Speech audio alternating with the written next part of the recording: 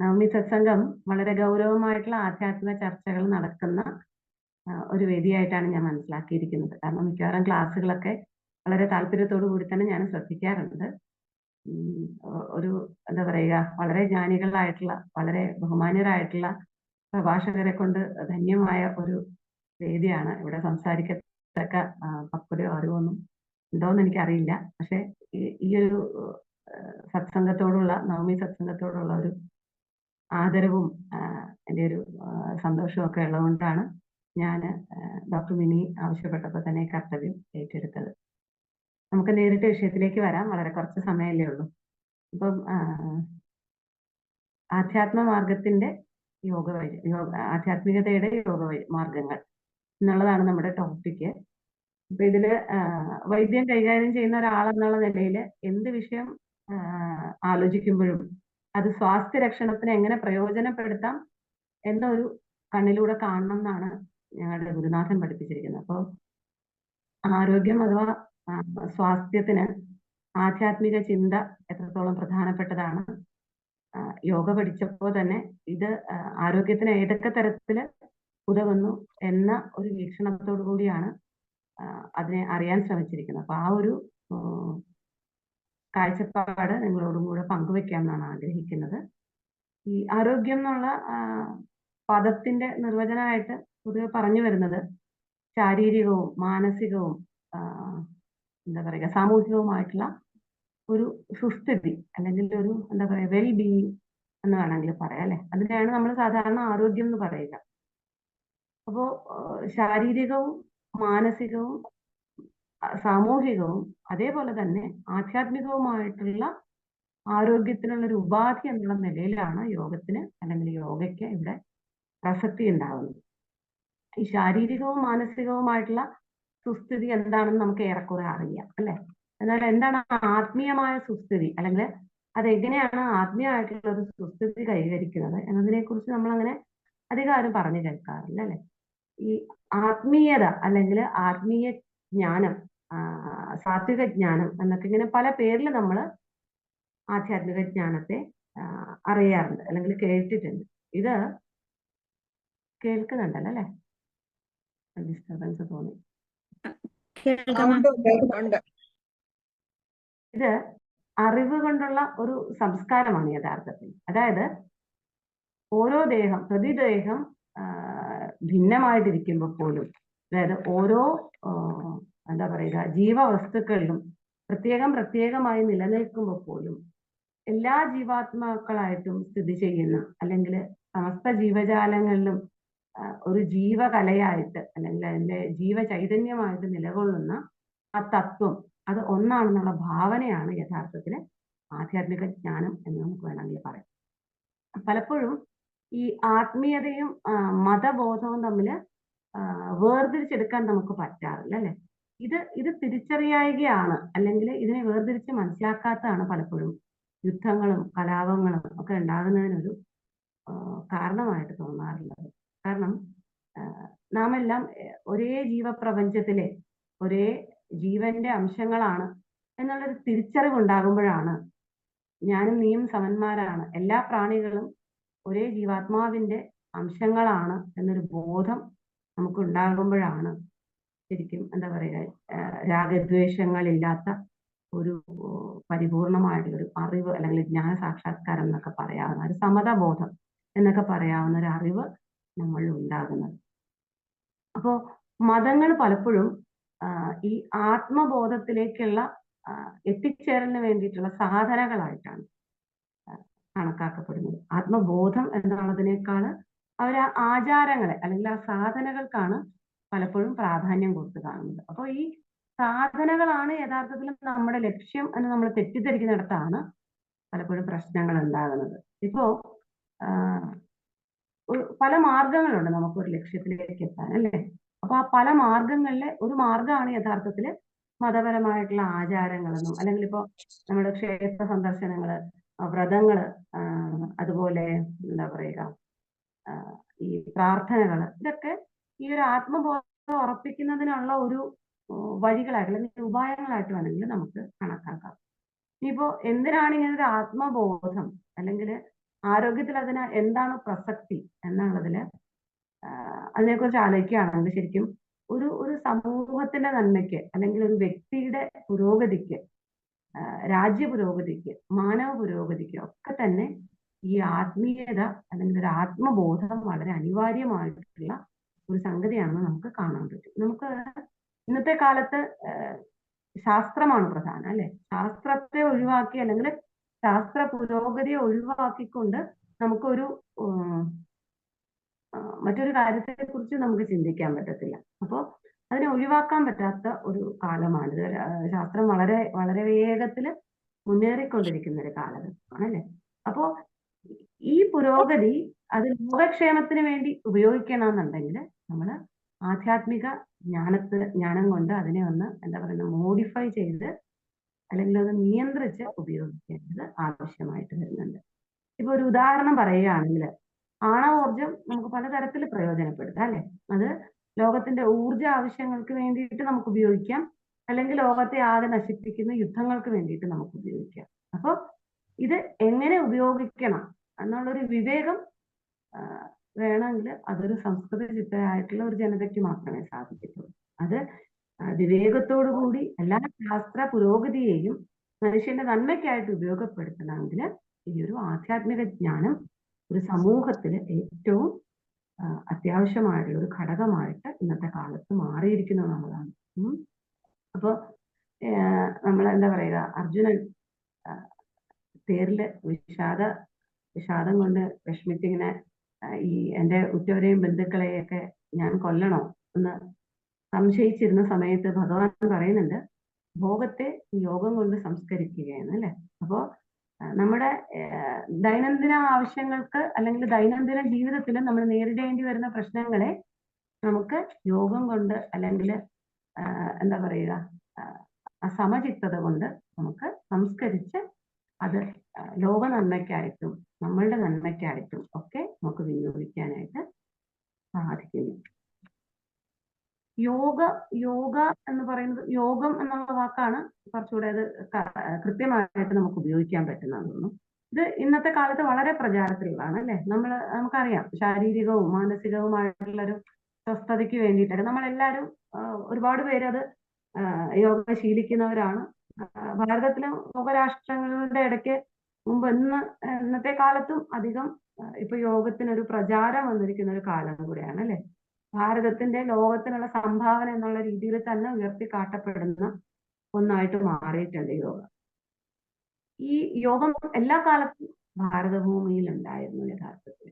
അതായത് ഈ ഭാരതത്തിന് ഈ വൈദേശിക ആക്രമണങ്ങൾക്കൊക്കെ മുൻപ് തന്നെ അതിബൃഹത്തായ ഒരു വിജ്ഞാനത്തിന്റെ ഭൂതകാലം ഉണ്ടായിരുന്നു. അപ്പോ പിന്നീട് പല കാരണങ്ങൾ കൊണ്ട്, പല വിദേശ ആക്രമണങ്ങൾ കൊണ്ട്, അവരുടെ ഒരു സംസ്കാരങ്ങളുടെ സ്വാധീനം കൊണ്ട് അതൊക്കെ അതിന്റെ ഒരു തുടർച്ച നമുക്ക് നഷ്ടപ്പെട്ടു വന്നു.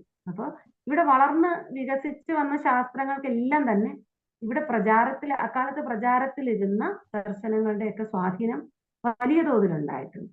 അപ്പൊ മാത്രമല്ല ഇവിടെ ഉണ്ടായി വന്ന ശാസ്ത്രങ്ങളൊക്കെ മനുഷ്യനെ എങ്ങനെ ദുഃഖത്തിൽ നിന്ന് അവനെ മോചിപ്പിക്കുക, അല്ലെങ്കിൽ എങ്ങനെ അവന്റെ വിഷമങ്ങൾ മാറ്റാം, അവന്റെ രോഗങ്ങൾ എങ്ങനെ മാറ്റാം, അവന്റെ ദുഃഖങ്ങൾ എങ്ങനെ മാറ്റാം, ഈ ഒരു ചിന്തയിൽ നിന്ന് ഉരുത്തിരിഞ്ഞു വന്ന ശാസ്ത്രശാഖകളാണ്. ഇതിന്റെയൊക്കെ ലക്ഷ്യം മോക്ഷമായിരുന്നു അല്ലെ? ഒരു എന്താ പറയുക, ഇതിൽ നിന്നെല്ലാം ഉള്ള ഒരു മോചനം ആയിരുന്നു. അപ്പൊ അതിപ്പോ ആയുർവേദ ആയാലും ശരി, ജ്യോതിശാസ്ത്രം ആയാലും ശരി, അല്ലെങ്കിൽ യോഗമായാലും ശരി, ഈവൻ കലകൾ പോലും ഇത്തരത്തിലൊരു മോക്ഷത്തെ ലക്ഷ്യമാക്കി കണ്ടുകൊണ്ട് ഇവിടെ വളർന്നു വികസിച്ചിരുന്നതാണ്. അപ്പോ യോഗത്തിന്റെ സ്വാധീനം അക്കാലത്ത് ഇവിടെ ഉണ്ടായിരുന്ന മിക്കവാറും എല്ലാ മതങ്ങളിലും കാണാനാണ്. ബുദ്ധമതത്തിലാകട്ടെ, ജൈന മതത്തിലാകട്ടെ, അങ്ങനെ ഹിന്ദു സംസ്കാരത്തിലാവട്ടെ, എല്ലാ തരത്തിലും ഇവിടെ യോഗമുണ്ടായിരുന്നു എല്ലാ കാലത്തും. ഇത് നേരത്തെ നമ്മൾ മതത്തിന്റെ കാര്യം പറഞ്ഞതുപോലെ തന്നെ ആത്മജ്ഞാനത്തെ പ്രവൃത്തിയിൽ കൊണ്ടുവരാനുള്ള ഒരു ഉപായമായിട്ട് അല്ലെങ്കിൽ ഒരു സാധനയാണ് യഥാർത്ഥത്തിൽ യോഗം എന്ന് പറയാം. ഇവിടെ ഈ സാധനയ്ക്കുള്ള ഉപകരണമായിട്ട് പ്രവർത്തിക്കുന്നത് യഥാർത്ഥത്തിൽ മനസ്സാണ്.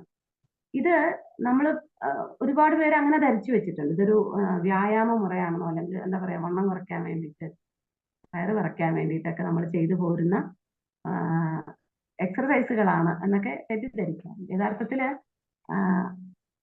എന്താ പറയുന്നത്, ആത്മജ്ഞാനത്തിന്റെ നിലവാരത്തിലേക്ക് അല്ലെങ്കിൽ ആത്മജ്ഞാനത്തിന്റെ നിറവിലേക്ക് മനസ്സിനെ ഉണർത്താനുള്ള ഒരു പദ്ധതിയാണ് യഥാർത്ഥത്തില്.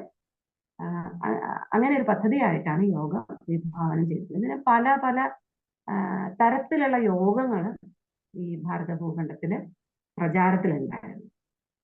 ഒരുപാട് തരത്തിലുള്ള വഴികള് നമ്മുടെ പൂർവികർ ഇതിനായിട്ട് കണ്ടെത്തിയിരുന്നു. ഇപ്പം ഗീതയിലൊക്കെ നമ്മൾ ഒരുപാട് പറയുന്നുണ്ട് അല്ലെ.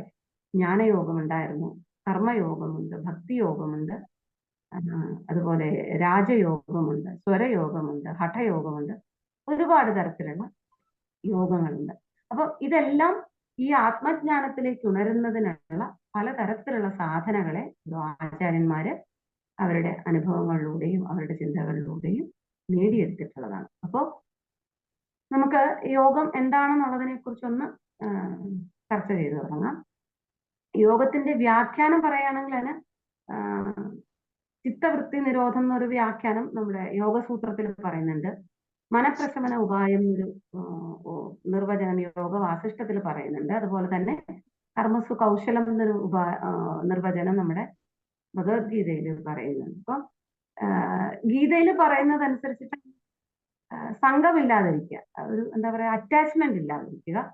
ഈ സിദ്ധിയിലും അസിദ്ധിയിലും, അതായത് എന്തെങ്കിലും നേട്ടം ഉണ്ടായാലും ഒരു വിഷമം ഉണ്ടായാലും അല്ലെങ്കിൽ നഷ്ടം ഉണ്ടായാലും അതിലൊക്കെ, അല്ലെങ്കിൽ സുഖത്തിലും ദുഃഖത്തിലും ഒക്കെ ഒരു ഭാവഭേദം ഇല്ലാതിരിക്കുക, നിർമ്മമത്വം പുലർത്തുക, സമത്വ ബുദ്ധിയോടുകൂടി, അതായത് പ്രത്യേകിച്ചൊരു മമതയോ ഒരു പ്രതിപത്തിയോ കൂടാതെ എന്നാൽ ശ്രദ്ധയോടും ഭക്തിയോടും കൂടി കർമ്മത്തെ അനുഷ്ഠിക്കുക.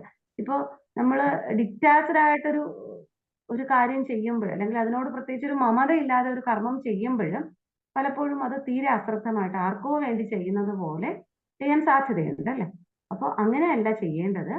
അതില് ഏറ്റവും ശ്രദ്ധയോടുകൂടി, ഏറ്റവും ഭക്തിയോടുകൂടി, നിഷ്ഠയോടുകൂടി നമ്മുടെ കർമ്മത്തെ ചെയ്യാനാണ് ഭഗവത്ഗീത പറയുന്നത്. അപ്പൊ എങ്ങനെ അത് ചെയ്യണം വീണ്ടും പറയുന്നുണ്ട് അല്ലെ. കർമ്മത്തെ ചെയ്യുമ്പോൾ അതില് എനിക്ക് അല്ലെങ്കിൽ എന്റെ എന്നുള്ളൊരു കർത്തൃഭാവത്തെ വെടിഞ്ഞ്, അതായത് ഇതെല്ലാം ഞാനാണ് ചെയ്യുന്നത്, അതല്ല ഇതെല്ലാം എന്റെ കഴിവുകൊണ്ട് ഞാൻ ചെയ്യുന്നതാണ് എന്നൊക്കെയുള്ള ഒരു തരത്തിലുള്ള എന്താ പറയുക അഹംബോധത്തെ ഒഴിവാക്കിക്കൊണ്ട് വേണം കർമ്മങ്ങൾ ചെയ്യാൻ എന്നാണ് പറയുക. അത് ഇതിനെയാണ് യഥാർത്ഥത്തിൽ കർമ്മയോഗം എന്ന് പറയുന്നത്. അപ്പോൾ എന്താ, നമ്മൾ ചെയ്യുന്ന കർമ്മങ്ങളോട് പ്രത്യേകിച്ചൊരു മമതയോ പ്രതിപത്തിയോ ഇല്ലാതെ ഇത് ഞാൻ ചെയ്യാനുള്ളൊരു കർമ്മമാണ്, എൻ്റെ ധർമ്മമാണ്, എൻ്റെ ഡ്യൂട്ടിയാണ്, അല്ലെങ്കിൽ ഇത് എന്നാ ചെയ്യപ്പെടേണ്ടതാണ് എന്നുള്ളൊരു ഭാവത്തിൽ ചെയ്യുക. അഹംബോധം തീരെയില്ല, ഞാനാണ് ഇതിനെല്ലാം ഉത്തരവാദി, അല്ലെങ്കിൽ ഞാനാണ് ഇതിനെല്ലാം കർത്താവ് എന്നുള്ളൊരു ഭാവത്തോടെ ചെയ്യാതിരിക്കുക. ഏറ്റവും ശ്രദ്ധയോടെ ഏറ്റവും ഉത്തരവാദിത്വത്തോടു കൂടി നമ്മുടെ കർമ്മങ്ങൾ ചെയ്യുക. ഇതാണ് യഥാർത്ഥത്തിൽ കർമ്മയോഗം പറയുന്നത്. അപ്പോൾ സ്വാഭാവികമായിട്ട് തന്നെ അത് ചെയ്തു പോവുക.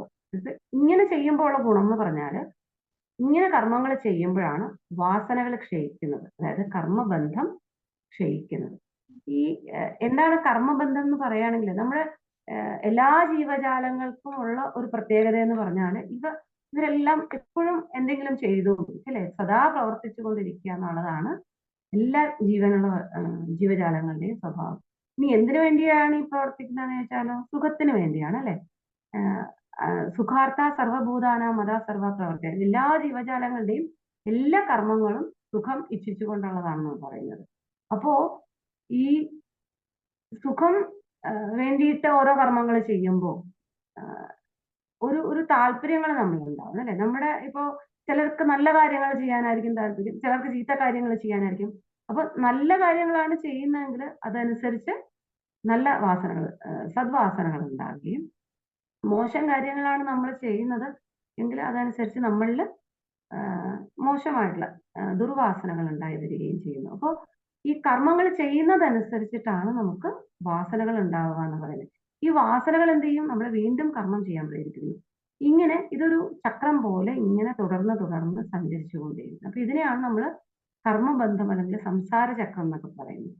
ഇത് ഈ വാസനകൾ കൊണ്ടാണ് നമുക്ക് ദേഷ്യം വരുന്നത്, അല്ലെങ്കിൽ ഒരു താല്പര്യങ്ങൾ വരുന്നത്, അല്ലെങ്കിൽ ആർത്തി വരുന്നത്. ഇതെല്ലാം ഈ വാസനകളുടെ ഫലമായിട്ടാണ്. നമ്മൾ വിചാരിക്കും നമ്മൾ നമ്മുടെ ബുദ്ധി കൊണ്ട് നമ്മുടെ യുക്തി അനുസരിച്ചിട്ടൊക്കെയാണ് പ്രവർത്തിക്കുന്നത്. പക്ഷെ പ്രകൃതി അല്ലെങ്കിൽ വാസനകളാണ് യഥാർത്ഥത്തിൽ നമ്മളെ കൊണ്ട് ഓരോ കർമ്മങ്ങൾ ചെയ്യിക്കുന്നത്. അപ്പൊ ഈ വാസനകൾ ക്ഷയിക്കാൻ വേണ്ടിയിട്ടാണ് ഞാനെന്നുള്ള ബോധമില്ലാതെ അല്ലെങ്കിൽ ഞാനെന്നുള്ള ആ ഒരു ചിന്തയില്ലാതെ അഹംബോധമില്ലാതെ നമ്മൾ കാര്യങ്ങൾ ചെയ്യണം എന്ന് പറയുന്നു.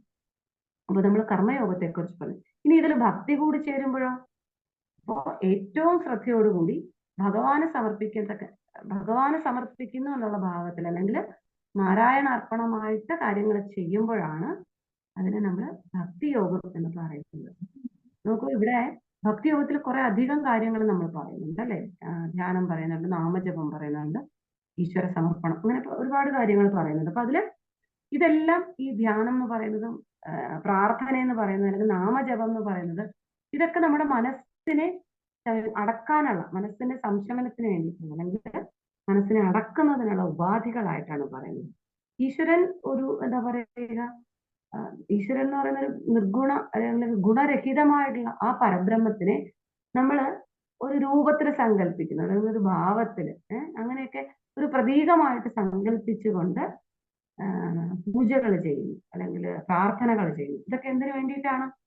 അത് സാധന ചെയ്യുന്ന ആൾക്ക് അല്ലെങ്കിൽ സാധകന് മനസ്സിനെ ആത്മാവിലേക്ക് ശ്രദ്ധയുള്ളതാക്കുന്നതിന് വേണ്ടി അല്ലെങ്കിൽ ആത്മപ്രവണമാക്കുന്നതിന് വേണ്ടി, മനസ്സിനെ ചിത്തത്തെ ഇന്ദ്രിയ പ്രവണമായിട്ടിരിക്കുന്ന ചിത്തത്തെ തിരിച്ച് ആത്മപ്രവണമാക്കുന്നതിന് വേണ്ടിയിട്ടാണ് ഇത്തരത്തിലൊരു രൂപത്തിൽ സങ്കല്പിച്ചിട്ട് അല്ലെങ്കിൽ ഭാവത്തിൽ സങ്കല്പിച്ചിട്ടൊക്കെ നമ്മൾ പ്രാർത്ഥനകൾ ചെയ്യുന്നത്. പറയാറുണ്ട്, എന്താ പറയുക, മനസ്സാകുന്ന വള്ളിയെ ഭഗവാനാകുന്ന വൃക്ഷത്തിലേക്ക് പടർത്താനാണ് പറയുന്നത് അല്ലെ ഭക്തിയോഗത്തിൽ. അപ്പൊ ഒരു വള്ളിയെ ഒരു മരത്തിലേക്ക് പടർത്തണമെങ്കിൽ ആദ്യം ഇച്ചിരി ബുദ്ധിമുട്ടാണ് അല്ലെ. അതിനെ മരത്തോട് ചേർത്ത് വെച്ച് കുറച്ച് കെട്ടിയൊക്കെ വെക്കേണ്ടി വരും ചിലപ്പോൾ ആദ്യം. പിന്നെ ഒന്ന് പടർന്നു തുടങ്ങിയാൽ പിന്നെ അതങ്ങ് പടർന്ന് പന്തലിച്ച് ആ മരത്തില് വളരെ ഭംഗിയായിട്ട് ഇതിനോട് ചേർന്ന് നിൽക്കുന്നു അല്ലെ. അപ്പൊ ഇതുപോലെ തന്നെയാണ് ഭക്തിയോഗത്തിൽ പറയുന്നത്. ആദ്യം അല്പം പ്രയാസപ്പെടും, നമ്മളൊന്ന് എന്താ പറയുക, ആ ഒരു ഭക്തിയുടെ മാർഗത്തിലേക്ക് എത്തിപ്പെടാനൊന്ന് പ്രയാസപ്പെടും. എങ്കിലും ആ ഭക്തിയുടെ ഒരു രസം നമുക്ക് ആസ്വദിച്ചു തുടങ്ങിയാൽ പിന്നെ മനസ്സ് ഭഗവാനിൽ നിന്ന് പിന്തിരിയാതെയാവും. അപ്പൊ ചെയ്യുന്നതെല്ലാം ഈശ്വരൻ എന്നിലൂടെ നിർവഹിക്കുന്നു എന്ന് വിചാരിച്ച് ചെയ്യുന്നതെല്ലാം ഈശ്വര അർപ്പണമായിട്ട് ചെയ്യുന്നു. നോക്കൂ, അവിടെ പ്രവൃത്തി ചെയ്യുന്നയാളും ആർക്ക് വേണ്ടിയാണോ പ്രവൃത്തി ചെയ്യുന്നത്, ഇവർ രണ്ടുപേരും ഒരു സമഭാവത്തിൽ വരികയാണ് അല്ലെ. അപ്പോ ചെയ്യുന്നതും ഭഗവാൻ, ചെയ്യിക്കുന്നതും ഭഗവാൻ, അല്ലെങ്കിൽ ആർക്ക് വേണ്ടിയാണോ ചെയ്യുന്നത് അത് ഭഗവാന് സമർപ്പിച്ച് തന്നെയാണ് ചെയ്യുന്നത്. അപ്പൊ ഇവിടെ ചെയ്യുന്നയാളും ആർക്ക് വേണ്ടി ചെയ്യുന്ന അവർ രണ്ടുപേരും തുല്യരാവുകയാണ് ചെയ്യുന്നത്. അപ്പൊ എന്താ പറയുക, നമ്മുടെ ഒരു ഇന്ദ്രിയങ്ങളിലൂടെ നമ്മുടെ മനസ്സിലൂടെ വേണ്ടും പോലെ ആ കർത്തവ്യങ്ങളെ നിർവഹിപ്പിക്കണേ എന്നുള്ള ഒരു പ്രാർത്ഥനയോട് കൂടിയാണ് നമ്മൾ കർമ്മങ്ങൾ ചെയ്യേണ്ടത്. ഇതാണ് നമ്മൾ ഭക്തിയോഗം എന്ന് പറഞ്ഞ ഒരു വഴി, യോഗത്തിന്റെ ഒരു വഴി. അതായത് മനസ്സിനെ ഇന്ദ്രിയ പ്രവണമായിരിക്കുന്ന മനസ്സിനെ ആത്മപ്രവണമാക്കുന്നതിനുള്ള മറ്റൊരു വഴി. ഇനി നമ്മൾ പറയുന്നത് ഒരു ജ്ഞാനയോഗം എന്ന് പറഞ്ഞിട്ടൊരു സാധനാമാർഗമുണ്ട്. ഇത് യഥാർത്ഥ നമ്മുടെ ബുദ്ധിയുടെ അല്ലെങ്കിൽ നമ്മുടെ ബുദ്ധിയുടെ പ്രവണതകളെ നമ്മൾ ആധ്യാത്മികമാക്കുക എന്നാണ് ജ്ഞാനയോഗം കൊണ്ട് ഉദ്ദേശിക്കുന്നത്. നമ്മളൊക്കെ വളരെ സാധാരണക്കാരായ ഗൃഹസ്ഥരായ മനുഷ്യരാണ് അല്ലെ. അപ്പൊ നമ്മുടെ ലൗകിക ജീവിതത്തിലുള്ള കർത്തവ്യങ്ങളും ധർമ്മങ്ങളും ഒന്നും നമുക്ക് ഒഴിവാക്കാൻ പറ്റില്ല. പിന്നെ ജ്ഞാനം അല്ലെങ്കിൽ അറിവ് മനസ്സിൽ അത് പ്രകാശിക്കണമെങ്കിൽ എന്ത് ചെയ്യണം? മനസ്സിന് രണ്ട് ദോഷങ്ങളുള്ളതായിട്ടാണ് ആയുർവേദത്തിൽ പറയുക, രജസും തമസും. സത്വമാണ് യഥാർത്ഥത്തിൽ മനസ്സിന്റെ ഗുണം എന്ന് പറയുന്നത്. അപ്പൊ ഈ അറിവ് മനസ്സിൽ പ്രകാശിക്കണമെങ്കിൽ മനസ്സ് രജസും തമസും ഒഴിഞ്ഞ് ശുദ്ധമായിട്ടിരിക്കണം. അപ്പൊ അത്തരത്തിൽ ശുദ്ധമായിട്ടുള്ള ഒരു അന്ധകരണത്തിൽ മനസ്സിന് ജ്ഞാനത്തിലേക്ക് എത്തിപ്പെടാനായിട്ട് സാധിക്കത്തുള്ളൂ. അപ്പൊ ഈ ഇരുട്ട് നീക്കാനായിട്ട്, ഈ മനസ്സിന്റെ ഈ ഒരു രജസ്തമോ ദോഷങ്ങളെ നീക്കാനായിട്ട് നിരന്തരമായിട്ടുള്ള അഭ്യാസവും പ്രയത്നവും ഒക്കെ ആവശ്യമാണ്. അതിനു വേണ്ടിയിട്ടാണ് നമ്മൾ ഗുരുജനങ്ങളുടെ സാമീപ്യം, നല്ല നല്ല പുസ്തകങ്ങൾ വായിക്കല്, ഇതുപോലെയുള്ള സത്സംഗങ്ങൾ, ഇതെല്ലാം നമ്മളെ ഈ ഒരു ആധ്യാത്മിക ജ്ഞാനത്തെ അല്ലെങ്കിൽ എല്ലാ ജീവജാലങ്ങളിലും ഇരിക്കുന്ന ആത്മാവ് ഒന്ന് തന്നെയാണ്, ഒരേ ആത്മാവിന്റെ അംശങ്ങളാണ് എന്നുള്ളൊരു തിരിച്ചറിവിലേക്ക്, ആ അറിവ് നമ്മളിൽ എന്നും ഉറപ്പിക്കാൻ വേണ്ടിയിട്ട് നമ്മൾ നിരന്തരമായിട്ട് പ്രയത്നിക്കുന്നു. നമ്മുടെ മനസ്സിന്റെ ഒരു സ്വഭാവം എന്താ, അതിങ്ങനെ സദാ ചിന്തകളിൽ ഉഴറിക്കൊണ്ടിരിക്കും അല്ലെ. അപ്പൊ ഈ ചിന്തകൾ ഒഴിഞ്ഞ് ശാന്തമാകുന്ന ഒരു അവസ്ഥയുണ്ട്. ഇതാണ് ശരിക്കും നിർവികൽപ്പം എന്നൊക്കെ നമ്മൾ പറയാറ്, നിർവികൽപ്പ സമാധി എന്നൊക്കെ കേട്ടിട്ടുണ്ട്. അപ്പോൾ ചിന്തകളെല്ലാം ഒഴിഞ്ഞ് ശാന്തമാകുന്ന ഒരു അവസ്ഥയിലേക്ക് മനസ്സിനെ എത്തിക്കുക എന്നുള്ളതാണ് അറിവ് അവിടെ നിറയാനുള്ള, അല്ലെങ്കിൽ എന്താ പറയുക, ആത്മസാക്ഷാത്കാരത്തിനുള്ള ഒരു വഴി. പക്ഷെ നമ്മൾ സാധാരണക്കാരെ സംബന്ധിച്ചിടത്തോളം അങ്ങനെ ചിന്തകൾ ഒഴിഞ്ഞ ഒരു മനസ്സ് അതിലേക്ക് എത്തിച്ചേരുക എന്നുള്ളത് വളരെ കഠിനമായിട്ടുള്ളൊരു കാര്യമാണ് അല്ലെ. അപ്പൊ നമ്മൾ എത്ര ശ്രമിച്ചാലും ശരി, എന്താ, വേണ്ടാത്ത ചിന്തകൾ മനസ്സിലേക്ക് ഓടി വരും. ഇതിനുള്ള ഒരു പ്രതിവിധിയായിട്ട്, അപ്പോ എന്താ പറയുക, ഇതിനുള്ളൊരു പ്രതിവിധിയായിട്ട് ഈ അറിവിനെ മനസ്സിൽ നിരന്തരം നിരന്തരം ഉറപ്പിച്ചു നിർത്താൻ വേണ്ടിയിട്ടാണ് പുരാണങ്ങള് അതുപോലുള്ള ഗ്രന്ഥങ്ങളൊക്കെ നമ്മളെ സഹായിക്കുന്നത്. അപ്പൊ ഈ അറിവുകൾ നിരന്തരമായിട്ട് സാധകം ചെയ്യുക, സാധന ചെയ്യുക, എന്താ, അതിലേക്ക് മനസ്സിനെ തിരിച്ചു വെക്കുക, അതിലേക്ക് താല്പര്യം ഉളവാക്കിക്കൊണ്ടിരിക്കുന്ന തരത്തിലുള്ള പ്രവൃത്തികൾ ചെയ്യുക. ഇങ്ങനെയൊക്കെ എന്താ, ആധ്യാത്മ പ്രവണമാക്കുക ചിത്തത്തെ, മനസ്സിനെ അതിലേക്ക്, അതിലോടുള്ള താല്പര്യം ജനിപ്പിക്കത്തക്ക രീതിയിലുള്ള കർമ്മങ്ങൾ ചെയ്യുക. അപ്പോൾ ഇങ്ങനെ ചെയ്യുന്നത് നമ്മുടെ എന്താ പറയുക, ജ്ഞാനയോഗം എന്ന് പറയും. അപ്പോൾ നേരത്തെ നമ്മൾ പറഞ്ഞല്ലേ, ബുദ്ധിയും യുക്തിയും ഒന്നും അല്ല, വാസനകളാണ് യഥാർത്ഥത്തിൽ നമ്മളെ കർമ്മത്തിലേക്ക് നയിക്കുന്നത്. അവിടെ ബന്ധമുണ്ടാകാത്ത രീതിയിൽ കർമ്മം ചെയ്യാന്, ബന്ധമുണ്ടാകാത്ത രീതിയിൽ കർമ്മം ചെയ്യണമെന്നുള്ള ഒരു ആഗ്രഹത്തിലേക്ക് നിരന്തരമായിട്ട് നമ്മളെ പറഞ്ഞ് മനസ്സിലാക്കി കൊടുക്കുക. ഇതാണ് ജ്ഞാനയോഗത്തിന്റെ വഴി. അപ്പോ നമ്മൾ പറഞ്ഞു, ജ്ഞാനം കൊണ്ട് നമുക്ക് ബുദ്ധിയെ സംസ്കരിക്കാൻ പറ്റും അല്ലെ. കർമ്മയോഗം കൊണ്ട് നമ്മുടെ ശരീരത്തെ സംസ്കരിക്കാൻ പറ്റും. അതായത് ഇന്ദ്രിയങ്ങളുടെ പ്രവണതകളെയൊക്കെ നമ്മൾ ആധ്യാത്മികമായ വഴിയിലേക്ക് തിരിച്ചുവിട്ട് ശരീരത്തെ നമുക്ക് സംസ്കരിക്കാൻ പറ്റും. ഈ രാജയോഗം എന്നൊന്നുണ്ട്. ഇത് മനസ്സിന്റെ പ്രവണതകളെ, ചിത്തത്തിന്റെ പ്രവണതകളെ ആധ്യാത്മികമായിട്ട് അല്ലെങ്കിൽ ആത്മജ്ഞാനത്തിലേക്ക് ഡയറക്റ്റ് ചെയ്യുന്ന ഒന്നാണ് രാജയോഗം. ഭക്തിയോഗം എന്ന് പറയുന്നത് ഇതെല്ലാം ചേരുന്നതാണ്. ജ്ഞാനയോഗവും കർമ്മയോഗവും രാജയോഗവും ഒക്കെ ചേരുന്നതാണ് യഥാർത്ഥത്തില് ഭക്തിയോഗം. ഇനി നമുക്ക് രാജയോഗം എന്താണോ, രാജയോഗമാണ് യഥാർത്ഥത്തിലെ യോഗത്തിലെ ഏറ്റവും ശ്രേഷ്ഠമായിട്ട് പറയുന്നത്. നമ്മൾ ഇന്ന് ശീലിച്ചു പോരുന്ന അല്ലെങ്കിൽ ഇന്ന് ചെയ്തു വരുന്ന യോഗം, അതൊക്കെ യോഗയുടെ വഴികളൊക്കെ യഥാർത്ഥത്തിൽ രാജയോഗത്തിന്റെ ഭാഗങ്ങൾ. അപ്പോ ഇത് മനസ്സിനെ ശ്രേഷ്ഠമാക്കുന്നതിനുള്ള, അല്ലെങ്കിൽ ആത്മ സാക്ഷാത്കാരത്തിലേക്ക് മനസ്സിനെ നയിക്കുന്ന 8 പടികളുള്ള ഒരു പദ്ധതിയാണ് ഇത്. മനസ്സിന്റെ ഉന്നമനം തന്നെയാണ് ഇതിന്റെ ലക്ഷ്യം. പരമമായ അറിവിലേക്ക് എത്തുന്നതിനുള്ള ഒരു ഉപാധിയായിട്ട് നമ്മൾ മനസ്സിനെ മെരുക്കിയെടുക്കുന്നു രാജയോഗത്തിൽ. ഇതില് മാനസികവും ശാരീരികവും മാത്രമല്ല ആധ്യാത്മികവുമായിട്ടുള്ള സമ്പൂർണമായിട്ടുള്ള ഒരു ആരോഗ്യം രാജയോഗത്തിലൂടെ നമുക്ക് അനുഭവവേദ്യമാകുന്നു. യഥാർത്ഥത്തിൽ പറഞ്ഞാൽ എന്താ പറയുക, അറിവും ആനന്ദവും ആരോഗ്യവും എല്ലാം ഒത്തുചേരുന്ന ഒരു പദ്ധതിയാണ് രാജയോഗം എന്ന് വേണമെങ്കിൽ പറയാം. ഈ രാജയോഗത്തെ തന്നെയാണ് നമ്മൾ അഷ്ടാംഗ യോഗം എന്നും അറിയപ്പെടുന്നത്.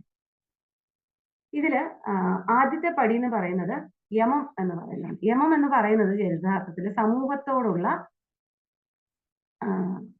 എന്താ, സോഷ്യൽ ഡിസിപ്ലിൻ എന്നൊക്കെ പറയാം. അതായത് ഒരു സമൂഹത്തില് ഒരാൾ എങ്ങനെ പെരുമാറണം, അല്ലെങ്കിൽ നമ്മൾ ഓർക്കുക, നമ്മുടെ മനസ്സിനെ നന്നാക്കാൻ, അല്ലെങ്കിൽ വെറും സാധാരണക്കാരനായ ഒരു മനുഷ്യനെ ആധ്യാത്മികമായിട്ടുള്ള ഒരു ഔന്നത്യത്തിലേക്ക് എത്തിക്കാൻ വേണ്ടി ആ ആളെ നമ്മൾ പ്രിപ്പയർ ചെയ്യാൻ തുടങ്ങും, ആ ആളെ നമ്മൾ ഒരുക്കിയെടുക്കാൻ തുടങ്ങുക. അപ്പൊ ഒരുക്കിയെടുക്കുമ്പോൾ എന്താണ്, ആദ്യം ചുറ്റുപാട് പുറമേ നിന്നാണ് ഉള്ളിലേക്ക് നമ്മൾ പ്രവേശിക്കാൻ പോകുന്നത്. അപ്പോൾ ഏറ്റവും പുറമേയുള്ള അവന്റെ ചുറ്റുപാടുകളോട് അവൻ എങ്ങനെ പ്രതികരിക്കുന്നു, അല്ലെങ്കിൽ അവൻ എങ്ങനെ ഇടപെടുന്നു, ഇവിടെ ആദ്യത്തെ കണക്ഷൻ വരുന്നു, അല്ലെങ്കിൽ അവിടെയാണ് ആദ്യത്തെ ശുദ്ധീകരണം നടക്കണമെന്ന് പറയാം. അതായത് ഇതൊരു എന്താ പറയുക, സമൂഹത്തോടുള്ള പ്രതികരണങ്ങളിൽ എന്തൊക്കെ നിഷ്ഠകൾ പുലർത്തണം, എന്തൊക്കെ നിയന്ത്രണങ്ങൾ പുലർത്തണം എന്നുള്ളതിനെ കുറിച്ച് ഒരാളെ ബോധവാനാക്കുക എന്നുള്ളതാണ് യമം എന്നതിലൂടെ ഉദ്ദേശിക്കുന്നത്. അതില് അഹിംസയുണ്ട്, സത്യസന്ധതയുണ്ട്, കളവ് പറയാതിരിക്കല്, മോഷ്ടിക്കാതിരിക്കല്, ബ്രഹ്മചര്യം, അപരിഗ്രഹം, ഇങ്ങനെ കുറച്ച് കാര്യങ്ങൾ പറയുന്നുണ്ട്. അതായത് വാക്കുകൊണ്ടോ പ്രവൃത്തി കൊണ്ടോ ചിന്ത കൊണ്ടോ ഒന്നും മറ്റുള്ളവർക്ക് മുറിവേൽപ്പിക്കുന്ന തരത്തിൽ പ്രവർത്തിക്കാതിരിക്കുക, സത്യസന്ധന്മാരായിരിക്കുക, കളവ് പറയാതിരിക്കുക, അന്യന്റെ മുതൽ ആഗ്രഹിക്കാതിരിക്കുക. ഇങ്ങനെ ഒരു സാമൂഹിക അച്ചടക്കം അത് ശീലിപ്പിച്ചതിന് ശേഷമാണ് ഒരുവനെ മാനസിക അച്ചടക്കത്തിലേക്ക് നമ്മൾ പരിശീലിപ്പിക്കാൻ തുടങ്ങുന്നത്. അപ്പോ ആദ്യത്തെ പടിയായിട്ട് ഇത് സോഷ്യൽ ഡിസിപ്ലിൻ എങ്ങനെ അത് ശീലിക്കാം എന്നുള്ള ഒരു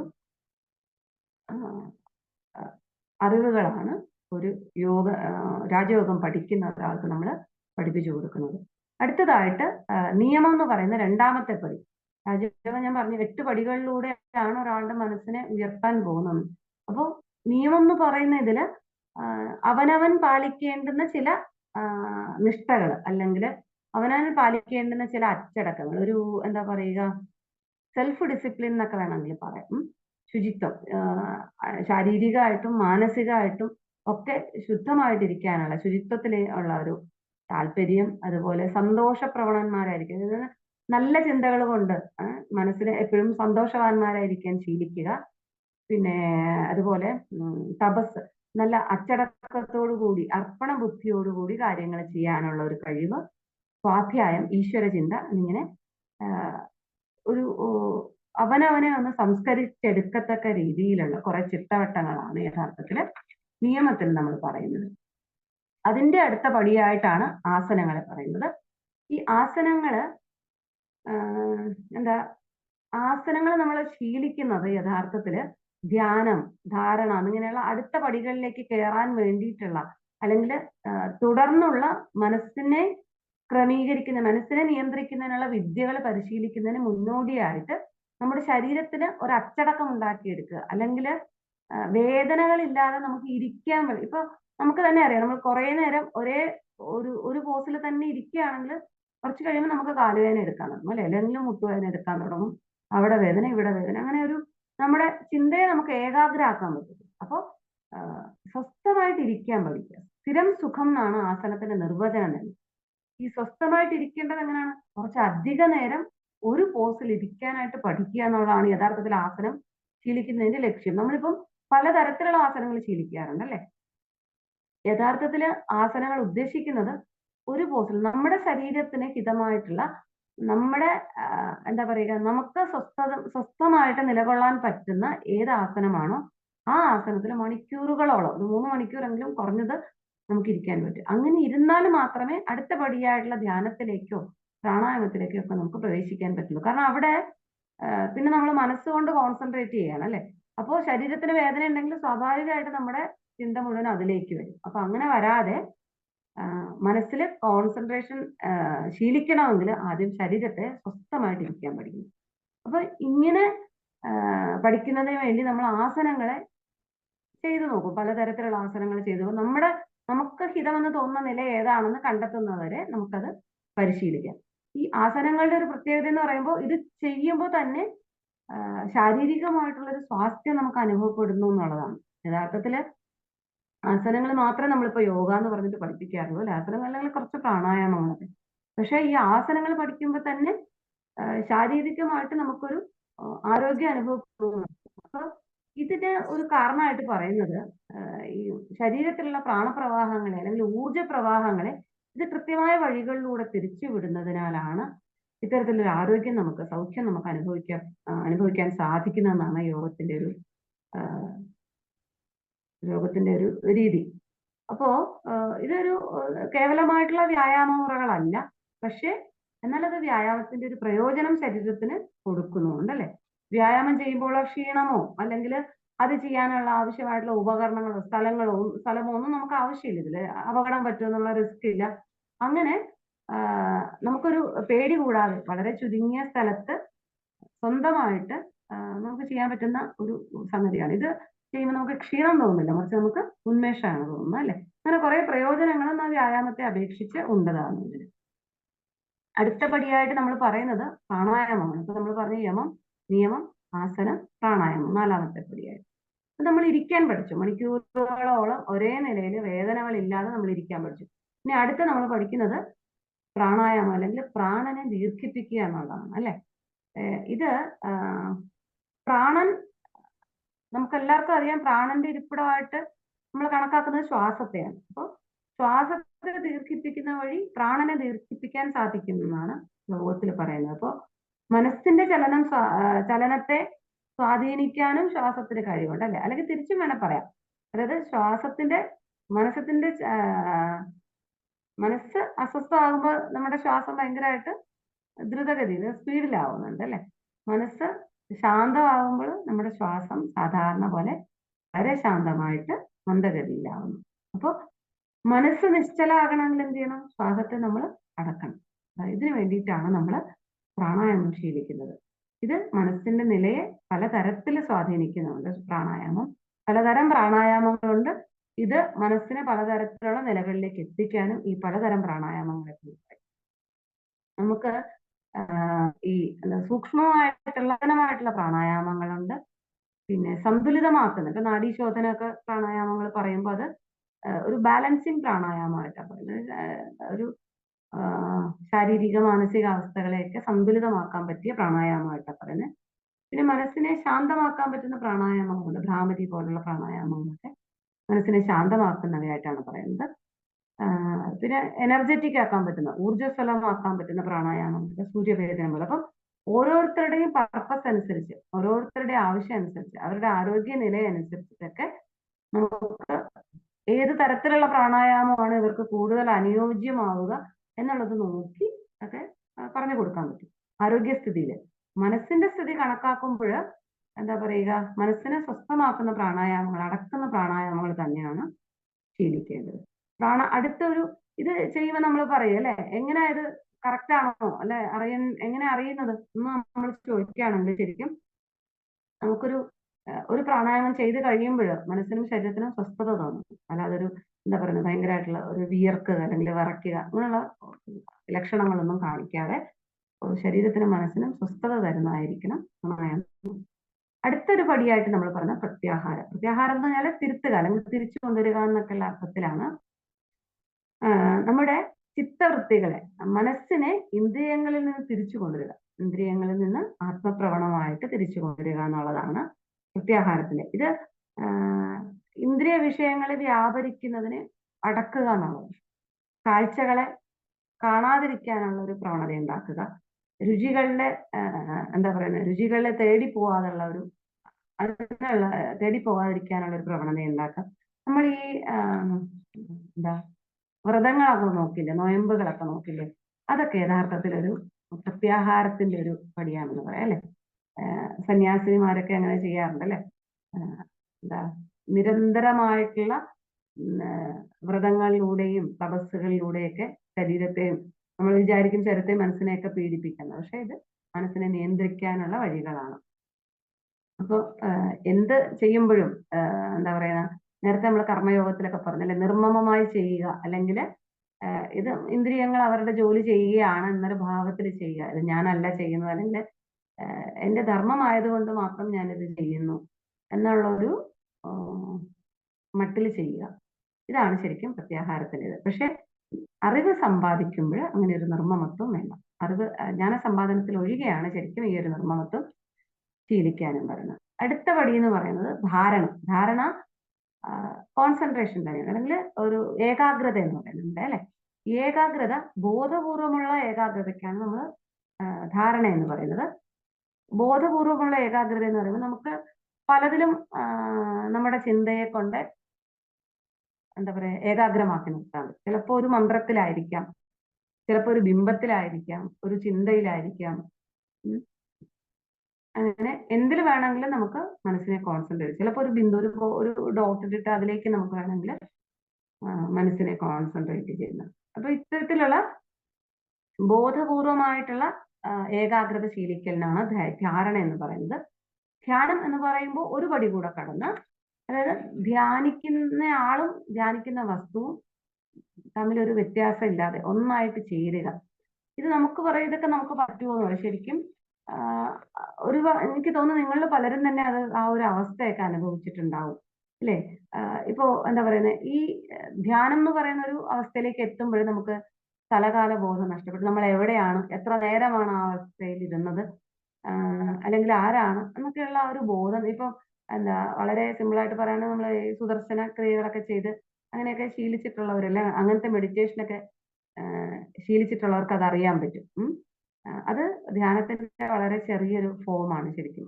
കുറച്ച് സമയത്തേക്കെങ്കിലും നമ്മൾ സ്ഥലവും കാലവും ഒക്കെ മറന്ന് നമ്മൾ എന്തിലാണോ, ഏത് മന്ത്രത്തിലാണോ നമ്മൾ ഏകാഗ്രമായത്, ഏത് കോൺസെൻട്രേറ്റ് ചെയ്തിരുന്നത്, ഏത് ചിന്തയിലാണോ നമ്മൾ കോൺസെൻട്രേറ്റ് ചെയ്തിരുന്നത്, അല്ലെങ്കിൽ ശ്വാസത്തിലാണോ കോൺസെൻട്രേറ്റ് ചെയ്യുന്നത്, അതുമായിട്ട് ലയിച്ചു ചേരുന്ന ഒരവസ്ഥയാണ് ധ്യാനം എന്ന് പറയുന്നത്.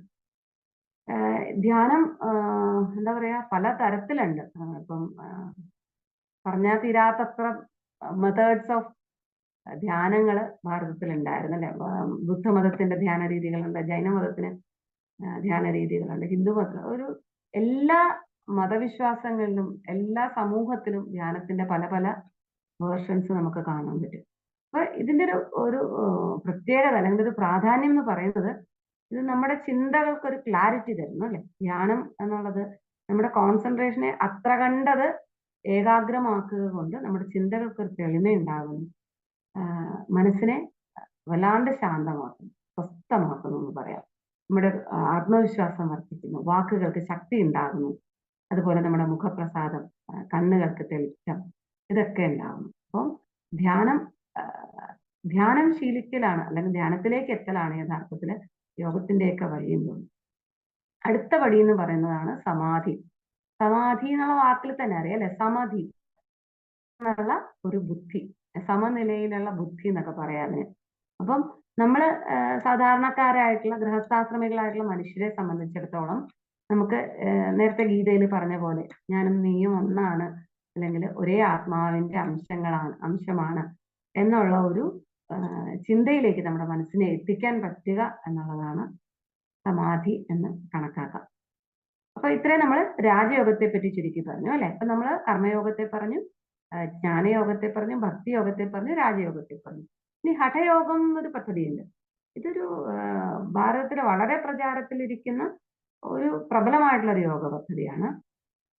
ഇതില് ശരീരത്തിലെ ഊർജ പ്രവാഹങ്ങളെയാണ് നിയന്ത്രിക്കുന്നത്. ശരീരത്തിലെ ഊർജ പ്രവാഹങ്ങളെ പലതരത്തില് നിയന്ത്രിച്ചുകൊണ്ട്, ഇപ്പോ ബന്ധങ്ങള്, മുദ്രകള്, ആസനങ്ങള്, ഇതൊക്കെ കൊണ്ട് നിയന്ത്രിച്ചിട്ട് ഈ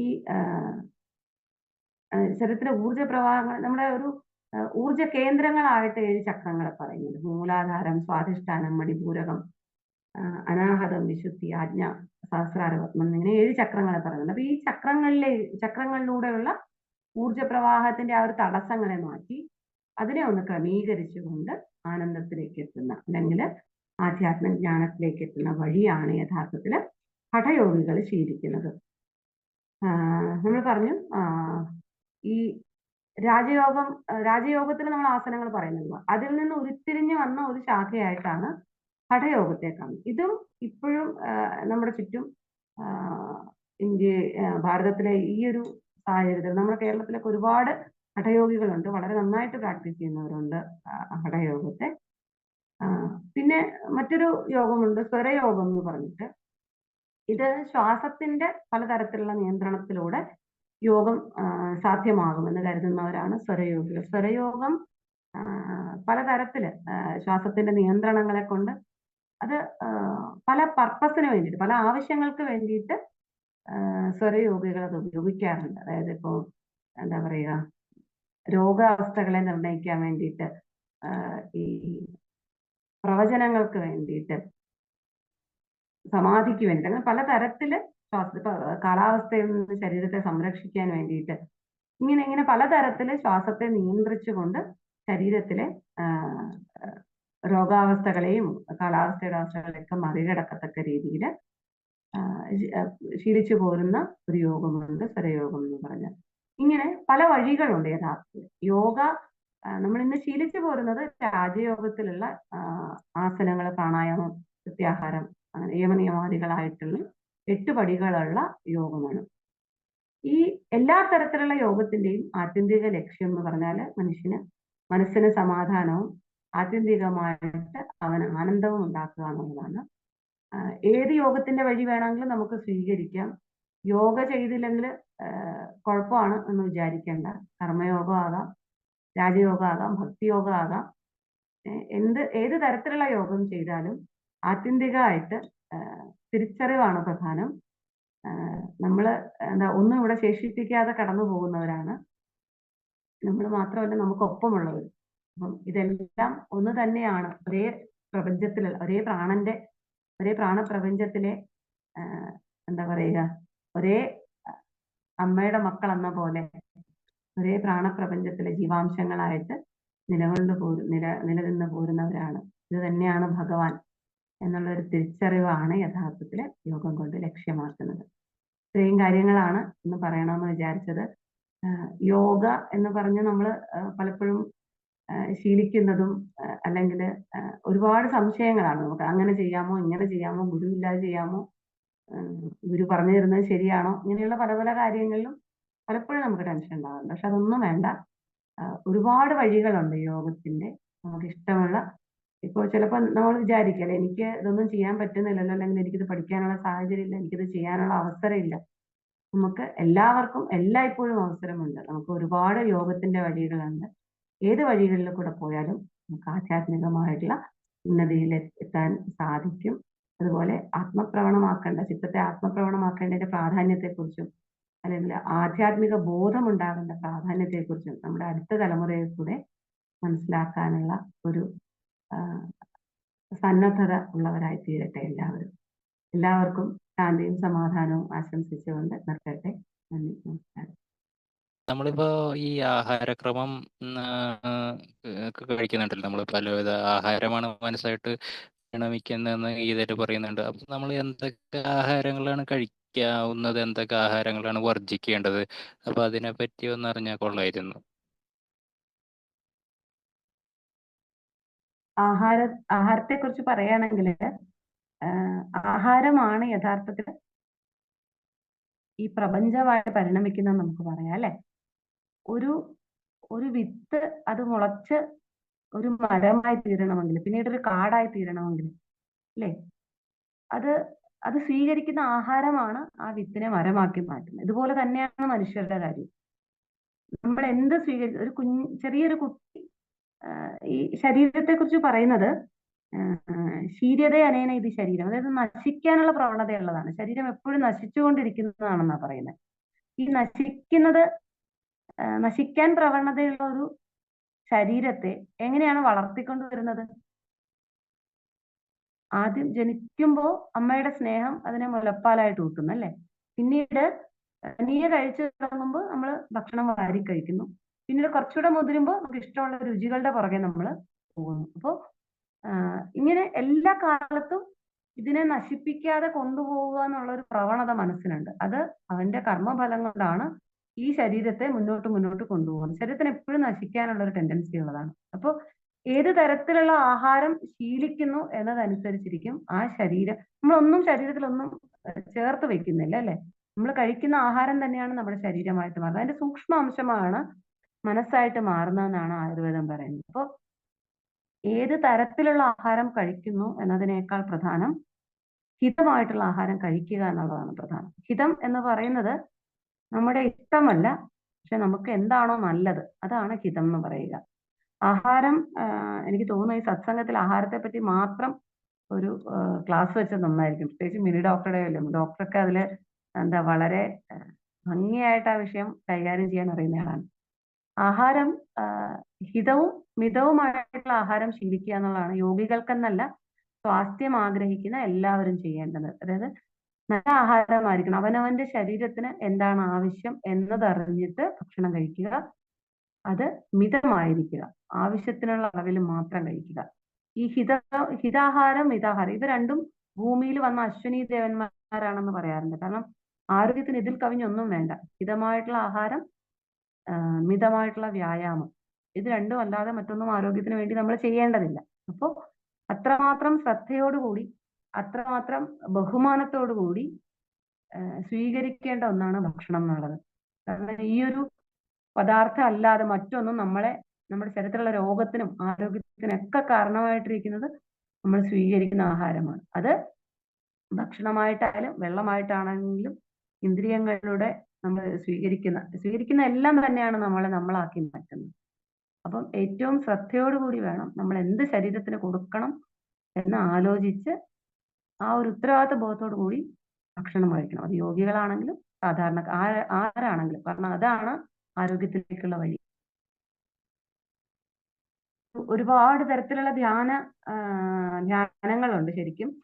ഈ നമ്മൾ ഉം. പറഞ്ഞ നേരത്തെ ബുദ്ധന്മാരുടെ ഇടയ്ക്ക് ജൈനന്മാരുടെ ഇടയ്ക്കൊക്കെ ഉണ്ടെന്ന് പറഞ്ഞു. അപ്പൊ അതില് ഒത്തിരി ടൈപ്പ് ഉണ്ട്. കൂടുതൽ അറിയണം എന്നുള്ളത് അതിനെക്കുറിച്ച് ഒന്ന് അന്വേഷിച്ച് നോക്കുക. അത് ഇപ്പൊ നമുക്ക് ഒരുപാട് സോഴ്സുകൾ ഉണ്ടല്ലോ അറിയാനായിട്ട്. ഉം. വിപാസന മെഡിറ്റേഷൻ എന്ന് പറഞ്ഞിട്ട് ബുദ്ധന്മാരുടെ ഉണ്ട്, സമത മെഡിറ്റേഷൻ, അതുപോലെ ശ്വാസത്തിൽ മാത്രം ശ്രദ്ധിച്ചുകൊണ്ടുള്ള ധ്യാന രീതികളുണ്ട്. നിമേഷ പ്രേക്ഷ എന്ന് പറഞ്ഞിട്ട് നിമേഷം കണ്ണടയ്ക്കാതെ ഒരു വസ്തുവിലേക്ക് നമ്മൾ ശ്രദ്ധിച്ചു കൊണ്ടിരുന്ന് അങ്ങനെ നോക്കി നോക്കി അതിലേക്ക് കോൺസെൻട്രേറ്റ് ചെയ്യുന്ന ആ, ഒരു ധ്യാന രീതിയുണ്ട്. അനിമേഷ പ്രേക്ഷ എന്ന് പറയും. ശരീര പ്രേക്ഷ, നമ്മൾ ഈ ബോഡി അവയർനെസ് എന്ന് പറയും. എന്ത് ചെയ്താലും നമ്മൾ അവെയർ ആയിട്ട് ചെയ്യണം എന്നൊക്കെ പറയില്ലേ. അതുപോലെ വർത്തമാന പ്രേക്ഷ എന്ന് പറഞ്ഞ മൈൻഡ്ഫുൾനെസ്. നമ്മളിപ്പോ പൊതുവെ അങ്ങനെ ഒരു മൈൻഡ്ഫുൾനെസ് പ്രാക്ടീസ് ചെയ്യണം എന്നൊക്കെ പറയാറില്ല. ഒരു തരം ധ്യാനമാണ് അതെല്ലാം. ഉം.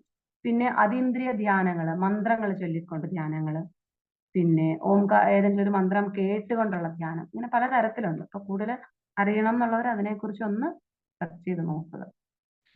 സത്സംഗത്തില് എനിക്കും ഒരു ഭാഗഭാക്കാവാനുള്ള ഒരു അവസരം ലഭിച്ചതിൽ ആത്മാർത്ഥമായിട്ടുള്ള നന്ദി അറിയിക്കട്ടെ. എല്ലാം എന്താ പറയാ, ഗുരുനാഥന്റെ അനുഗ്രഹം കൊണ്ടാണ്. എന്തെങ്കിലും അബദ്ധമായിട്ട് പറഞ്ഞെങ്കിൽ ക്ഷമിക്കുക.